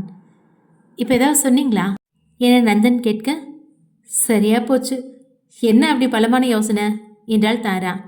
அவளை பார்த்தவன், வேற என்னங்க, எல்லாம் கீழே நடந்ததை பற்றி தான் யோசிச்சுட்டு இருந்தேன் என சொல்ல தாராவிற்கு குற்ற உணர்ச்சியாக இருந்தது. என்ன மன்னிச்சிடுங்க, அக்கா சொன்ன மாதிரியான எந்த எண்ணத்துலையும் நான் மாமா கிட்ட அப்படி சொல்லலைங்க. நான் ஒன்று நினச்சி செய்ய போய் இப்போ அக்காவுக்கும் உங்களுக்கும் தேவையில்லாமல் சண்டை வந்துருச்சு என தாரா கவலையுடன் சொல்ல நந்தன் அவளை பார்த்து சிரித்தான். என்ன பேசிகிட்டு இருக்கீங்க? இதெல்லாம் நீங்கள் சொல்லணுமா? அண்ணி அப்படி தான், நீங்கள் இதெல்லாம் பெருசாக எடுத்துக்காதீங்க, ஃப்ரீயாக விடுங்க. ஆனால் இன்றைக்கி நீங்கள் பண்ண விஷயம் சூப்பருங்க, சான்ஸே இல்லை. காலையில் என்கிட்ட நீங்கள் பேசினப்போ கூட நீங்கள் இப்படியெல்லாம் பண்ணுவீங்கன்னு நான் நினைக்கவே இல்லைங்க. எப்படி உங்களுக்கு இந்த ஐடியா வந்துச்சு என நந்தன் கேட்க, உண்மையை சொல்லணும்னா இந்த அளவுக்கு ஐடியா ஒத்து வரும்னு நான் நினைக்கவே இல்லைங்க. மாமா பரியோட்டம் வேணான்னு சொன்னால் பிரச்சனை சரியாயிடும் தான் நினச்சேன். ஆனால் 2 பேரும் ஒன்று சேருவாங்க, 2 குடும்பமும் ஒன்று சேரும்னு நான் நினைக்கவே இல்லைங்க என்றாள் தாரா. எப்படியோங்க, எல்லாம் நல்லபடியாக முடிஞ்சது. அப்பா முகத்தில் எவ்வளோ சந்தோஷம் தெரிஞ்சது பார்த்தீங்களா? இது எல்லாத்துக்கும் நீங்கள் தான் காரணம், ரொம்ப தேங்க்ஸுங்க என நந்தன் சொல்ல, இது என் குடும்பம், தேங்க்ஸ் சொல்லி என்னை பிரிக்காதீங்க ப்ளீஸ் என்றவள் மகிராவுக்கு அருகில் போய் படுத்துக்கொள்ள நந்தன் சிரித்தான். அர்ச்சனா அந்த அறையை அளந்து கொண்டிருக்க வர்ஷா, சேகர், அருணா மூவரும் அவளையே பார்த்து கொண்டிருந்தனர். இன்னும் எவ்வளோ நேரம் இப்படியே நடந்துட்டு இருப்பீங்க, எனக்கு கழுத்தே வலிக்குது என வர்ஷா சொல்ல திரும்பி அவளை முறைத்தாள் அர்ச்சனா. என்ன எதுக்குக்கா முறைக்கிறீங்க? நான் என்ன பண்ணேன் நீ எதுவுமே பண்ணல. நான் ஹாலில் அந்த தாராவை குத்தி காட்டி பேசினப்போ நீயே அமைதியா இருந்த. நீயே ஏதாவது பேசியிருக்கலாம்ல. நான் என்னக்கா பேசுறது? அத்தையே அவ பண்ண காரியத்துக்கு சந்தோஷமா இருக்காங்க. இப்போ நான் ஏதாவது சொல்ல போய் அத்தை அவளுக்கு சப்போர்ட் பண்ணி பேசி என்ன திட்டாங்கன்னா என்ன பண்றது? அதான் நான் அமைதியா இருந்துட்டேன். ஓ, அப்போ வேணும்னு தான் பேசாம அமைதியா இருந்தியா? நான் எப்படி போனாலும் உனக்கு கவலை இல்லை, அப்படித்தானே? அர்ச்சனா கோபமாய் கேட்க அவளை எப்படி சமாளிப்பது என தெரியாமல் திணறினாள் வர்ஷா. என்னம்மா நீ இப்படி எப்போ பாரு நமக்குள்ளேயே சண்டை போட்டுருந்தா எப்படி நம்ம நினச்சதை செய்ய முடியும்? நாம் சண்டை போட்டது, யோசிக்க வேண்டியது, பிளான் பண்ண வேண்டியது. ஆனால் இது வரைக்கும் அந்த தாராவை ஏதாவது ஒன்றாவது செஞ்சுருக்குமா சொல்லு? என்ன சேகர் சொல்ல அர்ச்சனா அமைதியாகி அவர் சொன்னதை பற்றி யோசிக்க தொடங்கினாள். சேகர் பேசியதை பார்த்து வர்ஷா அதிர்ந்து போனவள், நம்ம அப்பாவா இப்படி பேசினது என நம்ப முடியாமல் அவரை பார்த்தாள். நீங்கள் சொல்கிறதும் சரிதான் சித்தப்பா. தாரா அக்கா வந்ததுலேருந்து நாம் பேசிகிட்டு இருக்கோமே தவிர வேறு என்ன செஞ்சோம்? எதுவும் இல்லை. 2 பேரும் பிளான் போட்டுட்டே இருக்காங்க என அருணா எடுத்து கொடுக்க, ஆமாம் அருணா, ஏற்கனவே மாப்பிள்ளையும் விஷ்ணுவும் அந்த தாரா பக்கம்தான். இன்னும் ராஜி மட்டும்தான் அவள் பக்கம் சாயலை. இன்றைக்கி நடந்த விஷயத்தில் ராஜிக்கும் கண்டிப்பாக தாரா மேலே ஒரு நல்ல அபிப்பிராயம் வந்திருக்கும். அவளை பார்த்து கூட சிரிச்சாலே. இன்னும் கொஞ்ச நாள் போச்சுன்னா மாமியார மருமகளும் சேர்ந்து கூட்டணி ஆரம்பிச்சிருவாங்க. அப்புறம் நம்ம கதி அதோ கதி தான் என்றார் சேகர். அவர் சொன்னதை கேட்டு அர்ச்சனாவிற்கு கோபம் வர, அப்படியெல்லாம் நடக்க விட்டுருவோமா? நாங்கள் இருக்க வரைக்கும் அதெல்லாம் உங்கள் கனவுல மட்டும்தான் நடக்கும் என சொல்ல, அப்படி சொல்லுங்கக்கா. இவர் பாட்டுக்கு பேசிட்டே போறாரு. அருணாவும் கூட சேர்ந்து எப்படி பேசுகிறா பாருங்க. இவங்க வாயை அடைக்கிறதுக்காகவே நாம் ஏதாவது பெருசாக பண்ணணும்க்கா என்றாள் வர்ஷா. சில நிமிடம் யோசித்த அர்ச்சனா அப்பொழுதுதான் நினைவு வர, நான் உங்ககிட்ட ஒன்று சொல்லணும்னு நினச்சிட்டே இருந்தேன். இப்போ தான் ஞாபகம் வருது. நம்ம ஷாலினி புருஷன் தினேஷ் இருக்காருல்ல, அவரை பற்றி என்ன நினைக்கிறீங்க என கேட்க, அவள் ஏன் திடீரென இப்படி கேட்கிறாள் என புரியாமல் மூவரும் அவளை பார்த்தனர். என்னக்கா நீங்கள் அந்த தாராவை துரத்த ஐடியா யோசிக்க சொன்னால் சம்மந்தம் இல்லாமல் தினேஷ் பற்றி கேட்டுட்ருக்கீங்க என வர்ஷா சொல்ல, சம்மந்தம் இல்லாமல் நான் ஏன் கேட்க போகிறேன்? எல்லாம் காரணத்தோடு தான் கேட்குறேன். சொல்லுங்கள், தினேஷ் பற்றி நீங்கள் என்ன நினைக்கிறீங்க என மீண்டும் கேட்டாள் அர்ச்சனா. நீ முதல்ல எதுக்கு கேட்குறேன்னு சொல்லுமா. எதுவும் சொல்லாமல் இப்படி கேட்டால் என்ன அர்த்தம் என சேகர் சொல்ல, சொல்கிறேன் சித்தப்பா. நீங்கள் பொதுவாக சொல்லுங்களேன். அவரை பார்த்த வரைக்கும் ஆள் எப்படின்னு நினைக்கிறீங்க? அவருக்கு என்னம்மா, பார்க்க ராஜா மாதிரி அழகாக ஷாலினிக்கு ஏற்றவராக தான் இருக்காரு. நான் அதை கேட்கல சித்தப்பா, அவர் கேரக்டரை பற்றி கேட்குறேன். நீங்கள் என்னக்கா கேட்குறீங்க? அவர் கேரக்டருக்கு என்ன? பார்த்தாலே அவர் ரொம்ப நல்ல டைப்பாக தான் தெரியுது. பேசுறது பழகத்தை வச்சு பார்க்கும்போதும் அப்படி தான் தெரியுது என்றாள் வர்ஷா. சேகரும் அருணாவும் கூட அதையே சொல்ல அர்ச்சனா நகத்தை கடித்தபடி யோசனையில் ஆழ்ந்தாள். அவள் எதுவும் பேசாமல் யோசனையில் இருப்பதை பார்த்த வர்ஷா, என்னக்கா கேள்வி கேட்டுட்டு நீங்கள் பாட்டுக்கு ஏதோ யோசிச்சுட்டு இருக்கீங்க? எதுக்கு திடீர்னு தினேஷ் பற்றி கேட்டீங்க? அதை முதல்ல சொல்லுங்க என சொல்ல மூவரையும் பார்த்தாள் அர்ச்சனா. இதை எப்படி சொல்கிறதுன்னு தெரியல. நான் பார்த்த வரைக்கும் அந்த தினேஷ் நல்லவனா தெரியல என சொல்ல மூவரும் அவளை புரியாமல் பார்த்தனர். என்னக்கா சொல்கிறீங்க? தினேஷ் நல்லவன் இல்லைன்னு சொல்கிறீங்களா? எதுனாலும் கொஞ்சம் புரிகிற மாதிரி சொல்லுங்களேன். சரி, நேரடியாகவே சொல்கிறேன். தினேஷ் பார்வையில் ஏதோ ஒரு தப்பு இருக்குது. தப்புன்னு சொல்லலாம், இல்லை ஏதோ ஒரு திருட்டுத்தனம் இருக்குன்னு கூட சொல்லலாம். அது எப்படிமா? ஷாலினியோட அண்ணன் பிரபாகரன் ஒரு போலீஸ்காரன். நல்ல மாப்பிள்ளையா பார்த்து விசாரிச்சு தானே அவன் தங்கச்சி கல்யாணம் பண்ணி வச்சிருப்பான். போயும் ஒரு திருட்டு பயலையா தன் தங்கச்சி கல்யாணம் பண்ணி வச்சிருப்பான் என சேகர் சொல்ல அவரை முறைத்தாள் அர்ச்சனா. ஏம்மா முறைக்கிற? நான் சரியா தானே கேட்குறேன். ஐயோ சித்தப்பா, அது இல்லை. திருட்டுத்தனம் அப்படின்னா எதையாவது திருடுறத நான் சொல்லலை. இது வேற என்னக்கா? நீ சொல்கிறத கொஞ்சம் தெளிவாக சொன்னதுன்னு எங்களுக்கு புரியும் என அருணா சொல்ல சேகரும் வர்ஷாவும் அதையே சொல்லினர். இது எப்படி உங்களுக்கு சொல்கிறது? தினேஷுக்கும் தாராவுக்கும் இடையில ஏதோ ஒன்று இருக்குது என அர்ச்சனா சொல்ல அதை கேட்ட மூவரும் அதிர்ந்து போய் அவளை பார்த்தனர். என்னம்மா சொல்கிற? ஏதோ ஒன்று இருக்குன்னா என்ன? புரியலையே. தப்பா ஏதோ ஒன்று இருக்குன்னு சொல்கிறேன் என அர்ச்சனா சொல்ல மூவரும் திகைத்து போய் நின்றனர். உங்களுக்கு இதெல்லாம் ரொம்ப ஷாக்காக இருக்கும்னு எனக்கு புரியுது. ஆனால் இதுதான் உண்மை. அந்த தினேஷ் தாராவை பார்க்குற பார்வையில் ஒரு கள்ளத்தனம் இருக்குது. ஒரு தடவை 2 தடவை இல்லை, இதை நான் நிறைய தடவை நோட் பண்ணியிருக்கேன். என்னக்கா இப்படி சொல்கிறீங்க? இதை நம்பர் தான் வேணாமான்னு கூட குழப்பமாக இருக்கே என்றாள் வர்ஷா. அது உன் இஷ்டம். நான் கண்ணால் பார்த்தது தான் உங்ககிட்ட சொல்லிகிட்ருக்கேன். தாரா தினேஷை சாதாரணமாக தான் பார்க்குறா, சாதாரணமாக தான் பேசுகிறா. ஆனாலும் அவன் வேணும்னு எதையோ மறைக்கிற மாதிரியே தெரியுது. இந்த தினேஷ் அப்படி இல்லை. நந்தன் தம்பி இருந்தால் ஒரு மாதிரியும், அவர் இல்லைனா ஒரு மாதிரியும் அவன் நடந்துக்கிறான். தாராவை குறுன்னு பார்க்குறான் என அர்ச்சனா சொல்ல, போக்கா, நீ ஏதோ பார்த்துட்டு என்னமோ சொல்லிட்டு இருக்க. அந்த அண்ணாவை பார்த்தா எல்லாம் தப்பாக தெரியல. நீ பார்க்குற பார்வையில் தான் தப்பு இருக்குன்னு நினைக்கிறேன் என அருணா சொல்ல அவளை முறைத்தாள் அர்ச்சனா. என்னடி சொல்ல வர? அப்போ நான் தான் வேணும்னே பழி சொல்கிறேன்னு சொல்கிறியா? எனக்கு இதில் என்னடி வரப்போகுது? எனக்கு ஒன்று நெருடலாக இருந்துச்சுன்னா கண்டிப்பாக அதில் ஏதாவது ஒரு தப்பு இருக்கும். அதே மாதிரி தான் இதுவும்.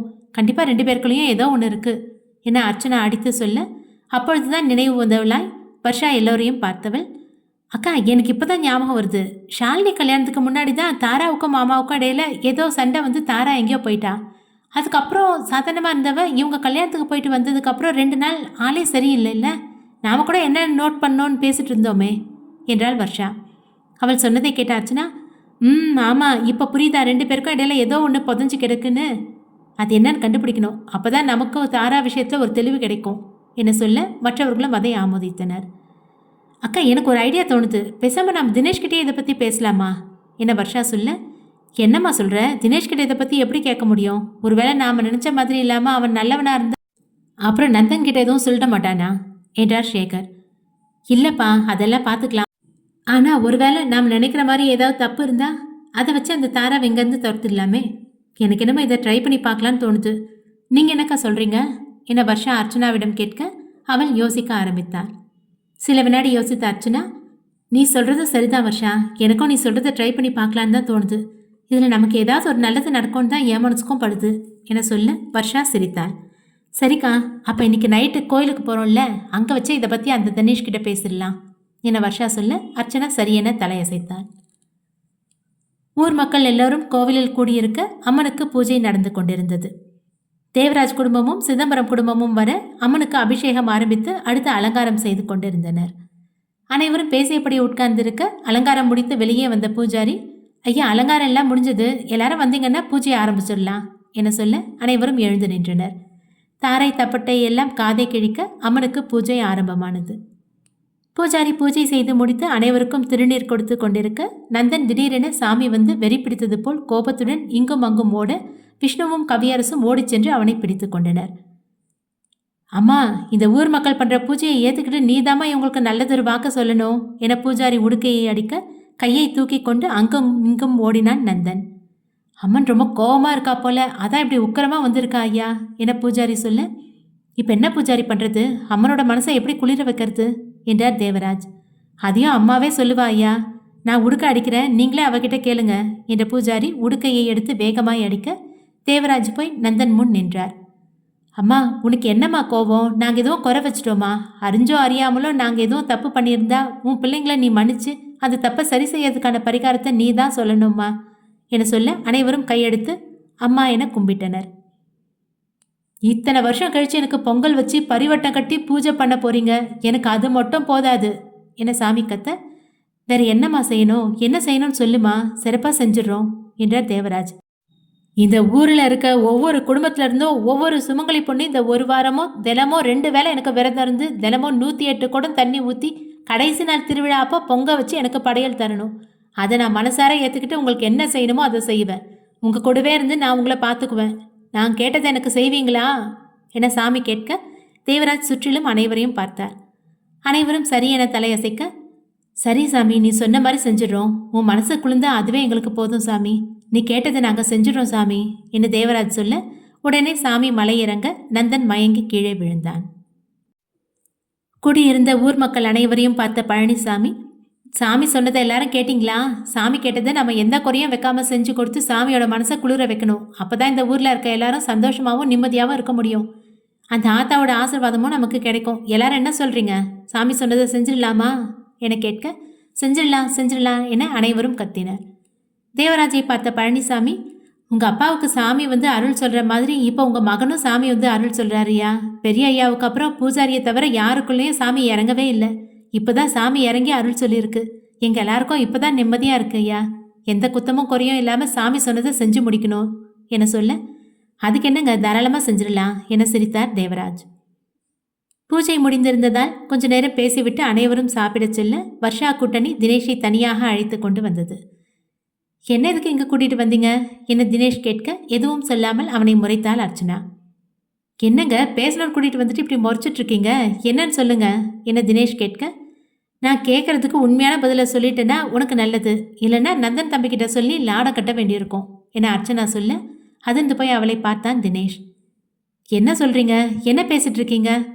டேய், நடிக்காதரா, நீ வந்ததுலேருந்து நானும் பார்த்துட்டு தான் இருக்கேன். உன் பார்வையில் ஏதோ ஒரு திருட்டுத்தனம் இருக்குது. தாராவை நீ பார்க்குற பார்வையே சரியில்லை. ஒழுங்காக உண்மையை சொல்லிடு, உங்கள் 2 பேருக்கு இடையில என்ன இருக்குது என அர்ச்சனா கேட்க, அதற்கு தினேஷ் பயப்படுவான் என அனைவரும் எதிர்பார்க்க அவனும் சத்தமாய் சிரித்தான். அவன் சிரிப்பதை பார்த்து அனைவரும் குழம்பி போய் நிற்க, அனைவரையும் பார்த்தவன், என்னடா இவன் பயப்படாம சிரிக்கிறான்னு பார்க்குறீங்களா? என்கிட்ட திருட்டுத்தனம் இருக்குது அப்படின்னா உங்ககிட்ட இருக்கிறதுக்கு பேர் என்ன? நீங்களும் திருட்டுத்தனம் தானே பண்ணுறீங்க என சொல்ல அனைவரும் அதிர்ந்து போய் அவனை பார்த்தனர். ஏய், என்னடா சொல்கிற? நாங்கள் என்ன திருட்டுத்தனம் பண்ணோம் என வர்ஷா கோபமாய் கேட்க, ஆமாம், நந்தன் சாரை கல்யாணம் பண்ணிக்க நீயோ இதோ இந்த அருணாவும் ஆசைப்படுறது எனக்கு தெரியும். அது மட்டும் இல்லை, அதுக்காக நீங்கள் என்னென்ன பண்ணியிருக்கீங்கன்னு எனக்கு தெரியும் என்றான் தினேஷ். அவன் சொன்னதை கேட்ட அர்ச்சனா, ஏய், என்ன சொல்லிட்டு இருக்க? நீயா ஏதாவது பேசிட்டு இருக்காத. நாங்கள் உன்னை கேள்வி கேட்டால் நீ எங்களை சொல்கிறியா? முதல்ல நான் கேட்டதுக்கு சொல்லுடா என்ன சொல்ல. சொல்கிறேன், எதிரிக்கு எதிரி நண்பன்னு சொல்கிற மாதிரி நாமளும் ஃப்ரெண்ட்ஸ் ஆகிடலாமா என்றான் தினேஷ். எல்லோரும் அவனை புரியாமல் பார்க்க, நான் என்ன சொல்கிறேன்னு புரியலையா?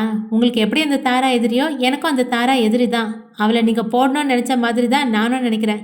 தாரா உயிரோடு இருந்தால் அது என் வாழ்க்கைக்கும் ஆபத்து தான். அதான் நம்ம சேர்ந்து பிளான் பண்ணி அவளை போட்டுடலான்னு சொல்கிறேன் என தினேஷ் சொல்ல, அதை கேட்ட அனைவரும் அதிர்ந்தனர். என்ன உளறிட்டு இருக்க? நாங்கள் அப்படிலாம் ஒன்றும் நினைக்கல. நாங்கள் இப்போவே போய் நந்தன் நம்பிக்கிட்ட இதை பற்றி சொல்ல போகிறோம் என அர்ச்சனா சொல்ல, சொல்லுங்க, நானும் சொல்லுவேன் என்றான் தினேஷ் கைகளை கட்டிக்கொண்டு. என்ன சொல்லுவீங்க என அருணா பயந்து போய் கேட்க, இங்கே வந்ததுக்கப்புறம் தாராவை கொள்வது தானே உங்கள் பிளான். அது மட்டும் இல்லை, அந்த பழியை இதோ இந்த வருஷம் மேலே போட்டு அவளை உள்ளே தள்ளிட்டு நீ நந்தனை கல்யாணம் பண்ணிக்கிறது தானே நீயும் உன் அக்காவும் போட்ட பிளான். என்ன சரியா என்ன தினேஷ் சொல்ல, அதை கேட்ட வர்ஷாவும் சேகரும் அதிர்ந்து போய் அர்ச்சனாவை பார்த்தனர். தினேஷ் சொன்னதை கேட்டு அதிர்ந்து போன அர்ச்சனா வர்ஷாவிடம், இவன் பொய் சொல்கிறான், அப்படியெல்லாம் எதுவும் இல்லை வர்ஷா, என்ன நம்பு என பதட்டத்துடன் சொல்ல, அதிலேயே வர்ஷாவுக்கு எது உண்மை எது பொய் என நன்றாக தெரிந்தது. அக்கா, என்கிட்டயே டபுள் கேம் ஆடிட்டீங்கல்ல, உங்களை நான் எவ்வளோ நம்பினேன் என வர்ஷா கோபமாய் கேட்க, அர்ச்சனாவும் அருணாவும் தடை குனித்து நின்றனர். அதை பார்த்த தினேஷ், நீங்கள் ஏன் தலை குனிஞ்சு நிற்கிறீங்க? இவங்க மட்டும் ஒன்றும் யோகியம் கிடையாது. நீங்களாவது கொல்றதுக்கு பிளான் தான் போடுறீங்க. ஆனால் இந்த வருஷம் அதை முன்னாடியே செஞ்சுட்டா. தாரா மாசமாக இருந்தப்ப ஆக்சிடென்ட் பண்ணி அவங்கள கொண்டதே இந்த வருஷம் தான். அவளுக்கு உடந்த இவர் என்ன சொல்ல, அதை கேட்டு எல்லோரும் அதிர்ந்து சிலையென நின்றனர். இவன் என்ன வருஷா சொல்கிறான்? நீ தான் தாராவை ஆக்சிடென்ட் பண்ணியா என அர்ச்சனா நம்ப முடியாமல் கேட்க, ஆமாம், நான் தான் பண்ணேன். அதுக்கு என்ன இப்போ? அவளை கொண்டுட்டு அவள் இடத்துக்கு நான் போகணும்னு நினச்சேன், அதான் அப்படி பண்ணேன். என் பிளான் படி தான் எல்லாம் நடந்துச்சு. ஆனால் செத்துட்டான்னு நினச்சவ இத்தனை வருஷம் கழித்து மறுபடியும் உயிரோட வந்து நிற்கிறா என வர்ஷா கோபமாய் சொல்ல, அதை கேட்ட அர்ச்சனாவும் அருணாவும் அதிர்ந்து போய் நின்றனர். தினேஷ் வர்ஷாவை பார்த்து சிரித்து கொண்டே, பரவாயில்லையே, நான் கூட நீ உண்மையை ஒத்துக்க மாட்டேன்னு நினச்சேன் என்ன சொல்ல, அவனை முறைத்த வர்ஷா, அதெல்லாம் இருக்கட்டும், நீ யார் அதை முதல்ல சொல்லு. எங்கள் விஷயம் எல்லாம் எப்படி உனக்கு தெரிஞ்சது? அர்ச்சனா அக்கா சொன்னப்போ கூட நான் நம்பலை. ஆனால் நீ எவ்வளோ பெரிய கேட்டு நீ இப்போ நல்லாவே தெரியுது. ஒழுங்காக உண்மையை சொல்லு, நீ யார்? உனக்கும் தாராவுக்கும் இடையில என்ன இருக்குது என கேட்க, சொல்கிறேன், எல்லாரும் நல்லா கேட்டுக்கோங்க. நீங்கள் எல்லாரும் நினைக்கிற மாதிரி அவர் தாரா கிடையாது. என்னோட எக்ஸ் லவர் பனிமலர் என தினேஷ் சொல்ல, அதை கேட்ட அனைவரும் அவனை திகைத்து பார்த்தனர். என்ன சொல்கிற? பனிமலரா? இல்லை, நீ பொய் சொல்கிற. அவள் தாரா தான். உருவம் எல்லாம் அப்படியே தாரா மாதிரி தான் இருக்கா. உன் இஷ்டத்துக்கு பேசிகிட்டு இருக்காத என வர்ஷா சொல்ல, அதானே பனிமலர் அதுன்னு சொல்லிட்டு இருக்க, என்ன விளையாடுறியா? அவளை இத்தனை வருஷம் கழித்து நந்தன் தம்பியை கூட்டிகிட்டு வந்திருந்தார். அது தாரா தான் என்றாள் அர்ச்சனா. இல்லை, நான் சொல்கிறது தான் நிஜம். தாராவும் பனிமலரும் பார்க்குறதுக்கு ஒரே மாதிரி இருக்காங்க. வர்ஷா பண்ண ஆக்சிடெண்ட்டில் தாரா செத்து போனது தான் நிஜம். தாரா உருவத்தில் இருக்க மலரை பார்த்த நந்தன் அவளை தாராவாக நடிக்க கூட்டிகிட்டு வந்திருக்காரு. இதுதான் உண்மை. நீங்கள் நம்பலனா இதை பாருங்க என்ற தினேஷ் தன் ஃபோனை எடுத்து கேலரி சென்றவன் அவனும் மலரும் காதலிக்கும் போது எடுத்துக்கொண்ட ஃபோட்டோவை எல்லாம் அவர்களிடம் காட்ட, அதை பார்த்த நால்வரும் அதிர்ந்து போய் ஒருவரை ஒருவர் பார்த்து கொண்டனர். என்ன இப்போவாது நம்புறீங்களா? நான் சொல்கிறது சத்தியமான உண்மை. மலரை எங்க சென்னையில் அதுவும் நந்தன் பொண்டாட்டியை பார்த்ததோ என்னாலேயே அதை நம்ப முடியல. ஆனால் என் உள் மனசு இது தாரா இல்லை மலர்னு சொல்லிட்டு தான் இருந்துச்சு. அதுக்கப்புறம் தான் அவளை க்ளோஸாக வாட்ச் பண்ண ஆரம்பித்தேன். அவளை மட்டும் இல்லை, உங்கள் எல்லாரையும் வாட்ச் பண்ணேன். உங்கள் 4 பேர் மேலேயும் எனக்கு டவுட் இருந்துச்சு. அதான் உங்கள் ரூம்ல எல்லாம் மைக்ரோஃபோன் வச்சு நீங்கள் என்ன பேசுறீங்கன்னு கேட்டேன். அப்புறம் தான் என் சந்தேகம் உறுதியாச்சு. அதுக்கப்புறம் தாரா இருந்ததா சொன்ன ஆசிரமத்தில் போய் விசாரித்தேன். அவங்க முதல்ல நந்தன் சொல்லி கொடுத்த மாதிரி தான் சொன்னாங்க. போலீஸ்னு சொல்லி கொஞ்சம் மிரட்டினேன். உடனே எல்லா உண்மையும் சொல்லிட்டாங்க என நடந்ததை சொன்னான் தினேஷ். நீ சொல்கிறதெல்லாம் நம்பலாமா வேணாமான்னு எங்களுக்கு இப்போ கூட தெரியல. ஆனால் ஒன்று, அந்த தாரா கிட்ட ஏதோ தப்பு இருக்குது. இது வேணா புரியுது என அர்ச்சனா சொல்ல, மற்றவர்களும் அதை ஆமோதித்தனர். நான் தான் சொல்கிறேன்ல, அவள் தாராவே கிடையாது, அவள் பனிமலர்னு. இதை உங்களுக்கு நிரூபிக்க நான் ஒன்று சொல்கிறேன். அதை செஞ்சால் உண்மை என்னன்னு உங்களுக்கே புரியும் என தினேஷ் சொல்ல, என்ன பண்ணணும் சொல்லு, எதுவாக இருந்தாலும் பண்ணிடலாம் என்றாள் வர்ஷா. ஆமாம்மா, கொலை பண்ணுற அளவுக்கு போயிட்ட, இனி என்ன இருக்கு என அர்ச்சனா சொல்ல அதை கேட்டு அவளை முறைத்தாள் வர்ஷா. உங்கள் சண்டையை அப்புறம் வச்சுக்கோங்க, முதல்ல நான் சொல்கிறத கேளுங்க என்ற தினேஷ் அவனது ஐடியாவை சொல்ல, சூப்பர் ஐடியா, ஒரே கல்ல 2 மாங்கா என வர்ஷா சொல்ல அனைவரும் சிரித்தனர். கோவிலில் அனைவரும் சாப்பிட்டு முடித்து வீட்டிற்கு வர மணி 10ற்கு மேல் ஆகியிருந்தது. அனைவரும் அலுப்புடன் வந்து ஹாலில் அமர்ந்தனர். மகிரா காரில் வரும்போதே தூங்கியிருக்க அவளை தூக்கி கொண்டு மேலே சென்று படுக்க வைத்துவிட்டு வந்தான் விஷ்ணு. நந்தனை பார்த்த தேவராஜ், இப்போ எப்படி இருக்கு, இன்னும் டயர்டாக இருக்காப்பா என கேட்க, இல்லை இப்போ கொஞ்சம் பரவாயில்லப்பா என்றான் மெதுவாக. பூஜாரி சொன்னது கேட்டியா, சாமி உண்மையில தான் வரணும்னு இருக்குப்பா, அதான் வரமாட்டேன்னு சொன்ன உன்னை இங்கே வர வச்சிருக்கு. அதுவும் ரொம்ப நாள் கழித்து சாமி வந்ததுனால சாமி கொஞ்சம் உக்கிரமாக ஆடிடுச்சு. அதான் உனக்கு ரொம்ப அசதியாக இருக்கும், நல்லா படுத்து தூங்க எழுந்துனா சரியாயிடும் என தேவராஜ் சொல்ல நந்தன் சரியென தலையசைத்தான். நந்தன் மேலே சாமி வரும்னு நான் நினைக்கவே இல்லைங்க, இனி நமக்கு எல்லாமே நல்லதாக நடக்கும்னு என் உள் மனசு சொல்லுது என ராஜு சொல்ல, ஆமாம்மா எனக்கும் அப்படி தான் தோணுது. சாமி கேட்ட மாதிரி நல்லபடியாக விரதம் இருந்து பொங்கல் வச்சு அதை அவள் ஏற்றுக்கிட்டா அதுவே போதும். அம்மா, நம்ம வீட்டில் யார் விரதம் இருந்து பூஜை பண்ண போகிறது என கேட்டார் தேவராஜ். இது என்னங்க கேள்வி, நம்ம வீட்டு மூத்த மருமக அர்ச்சனா தான், அவள் தான் விரதம் இருக்கணும் என ராஜி சொல்ல தாராவின் முகத்தை பார்த்தார் தேவராஜ். அதில்ல ராஜி, நான் என்ன சொல்ல வரேன்னா என்று தேவராஜை இடைமறித்த ராஜி, நீங்கள் என்ன சொல்ல வரீங்கன்னு எனக்கு நல்லா புரியுதுங்க, ஆனால் நான் என்னோட மருமகளாக நினைக்கிறது அர்ச்சனா மட்டும்தான், அதனால் அவள் தான் இதை செய்வா என உறுதியுடன் சொல்ல தேவராஜுக்கு என்ன செய்வதென்று தெரியவில்லை. அத்தை, நான் கொஞ்சம் பேசலாமா என அர்ச்சனா சொல்ல, என்ன சொல்லுமா, நீ ஒன்றும் கவலைப்படாத, இந்த குடும்பத்தால் நீ தான் எல்லாத்தையும் செய்ய போகிற என்றார் ராஜி. அது நான் இப்படி சொல்கிறேன்னு தப்பாக நினைக்காதீங்க அத்தை, நந்தன் தம்பி மேலே தான் சாமி இறங்குச்சு. நியாயமாக பார்த்தா அவர் பொண்டாட்டி தாரா தான் விரதம் இருந்து பொங்கல் வைக்கிறது தான் நல்லாயிருக்கும்னு எனக்கு தோணுது என தாரா என்ற வார்த்தையை அவளை அழுத்தி சொல்ல தாரா நிமிர்ந்து அவளை பார்த்தாள். அவள் அப்படி சொல்லவும் ராஜி அதை பற்றி யோசிக்க, அப்புறம் என்ன ராஜி, அர்ச்சனாவே இப்படி சொல்லும்போது நாமளும் அதை பற்றி யோசிக்கணும்ல என்றார் தேவராஜ். வர்ஷா சேகருக்கு கஞ்சாடை காட்ட அதை புரிந்து கொண்ட சேகர் ராஜியை பார்த்து, ஆமாம் தங்கச்சி, அர்ச்சனா சொல்கிறது சரிதானே, நம்ம நந்தன் தம்பி மேலே தானே சாமி இறங்கி இருக்கு, அவர் பொண்டாட்டி விரதம் இருக்கிறது தான் சரியாக இருக்கும். ஊர்க்காரங்களும் அதுதான் நினைப்பாங்க. தாராவை வேணான்னு சொல்லி அர்ச்சனாவை நம்ம விரதம் இருக்க சொல்லி அது எதுவும் தெய்வ குத்தம் ஆயிடுச்சுன்னா என்ன பண்ணுறது என சொல்ல ராஜிக்கு என்ன செய்வதென்று தெரியவில்லை. சில நிமிடம் யோசித்த ராஜி, சரி எல்லாரும் இவ்வளோ தூரம் சொல்கிறீங்க, அதுக்காக அவள் விரதம் இருக்க நான் சம்மதிக்கிறேன், அவளே விரதம் இருக்க சொல்லுங்கள். ஆனால் ஒன்று, விரதத்தில் எந்த குறையும் இருக்கக்கூடாது, விரதத்தை நல்லபடியாக முடித்து பொங்கல் வச்சு சாமிக்கு நல்லபடியாக படைக்கணும். இதுலேயும் எந்த குறையும் வரக்கூடாது. அவள் செய்ய போகிறதுல தான் இந்த குடும்பத்தோட நலனும் நம்ம கௌரவமும் அடங்கியிருக்கு, அதை மனசில் வச்சுக்கிட்டு ஒழுங்காக செய்ய சொல்லுங்கள் என சொல்ல அப்பொழுதுதான் அனைவருக்கும் நிம்மதியாக இருந்தது. அதுவரை அமைதியாக இருந்த நந்தன், சாரிம்மா, தாரா இதை செய்ய மாட்டா என சொல்ல அதை கேட்ட அனைவரும் அதிர்ந்து போய் அவனை பார்க்க ராஜியும் அதிர்ந்து போய் அவனை பார்த்தார். அடுத்த அத்தியாயம் நாளை தொடரும். நன்றி.